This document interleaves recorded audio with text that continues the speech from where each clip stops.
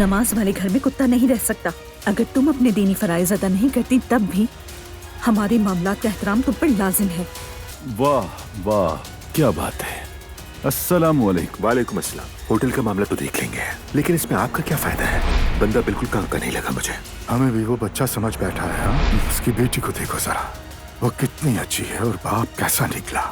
घर में एक बड़ा मसला है। क्या हुआ है? दुआ घर में कुत्ता ले आई है। कुत्ता इस वक्त उसके बेडरूम में है। बाहर एक डॉग हाउस रखते हैं, कोई मसला तो नहीं है? तुम तो फैसला कर चुके हो बेटा।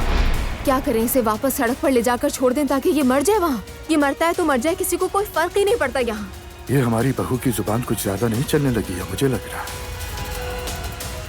अगर ये मसला अब भी हल ना हुआ तो मैं इसे अब जड़ से उखाड़ के ही रहूंगी।